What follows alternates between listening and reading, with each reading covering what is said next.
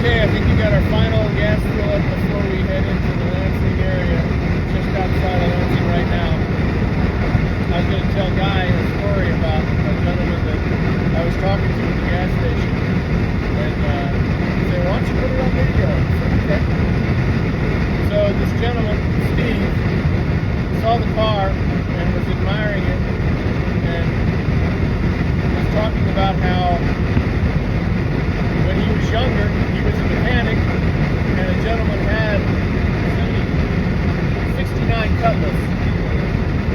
And he insisted that anything that needed to be fixed on it, he wanted to fix it rather than replace it. He didn't want new, he wanted the original car the way it was. And he said sometimes it was difficult to do it, but he did it anyway because that's what this guy wanted. And the car was beautiful, and he loved it, and he would have loved to buy it from him, but the guy loved the car too. And one day, the son of the guy brings the car in and was talking about he was moving it, and all of a sudden a bunch of smoke came out from under the hood, and he wanted to fix it. He said, sure, no problem, so he took it in. It was something minor. His battery had fallen off, and it was shorting out against the fender. And, he fixed it up, replaced the cable, did everything, left a message that the car was ready, and nobody came to pick it up.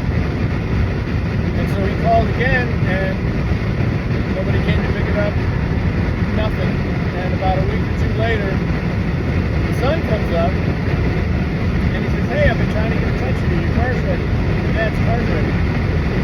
And the son hands him an envelope. He says, what's the envelope? And the son says, just open the envelope.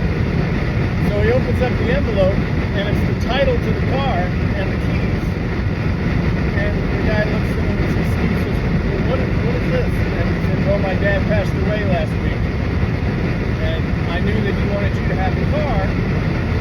So the son turned the title over and gave him the car. And he kept it for a long time. Really good care of it. And as he got older, this is Steve, he said that a young man who was doing some work for him kept admiring the car and saying how much he really, really loved to buy it from him.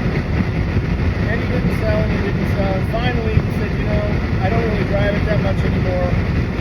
It needs to be driven. And so he agreed to sell it to the young man and said, look, the only caveat is that you have to make sure this car is not hot rodded out. I don't want you to be swapping the engine out. It's the original parts as much as you can. And the young man said, yeah, I'll do that. That is exactly what I'm going to do. So he sold it. And a little while ago, a few years ago, this young man shows up with the car and said, hey Steve, I just wanted you to know I've kept this car pristine. He said the car was immaculate. It looked like it was brand new. So, very cool story. It's the kind of thing you hear about up here in Lansing. You don't really hear about it in other places that aren't car towns like this is. And I thought you'd be interested. So, we'll check in once we get to the venue. Until then, see you.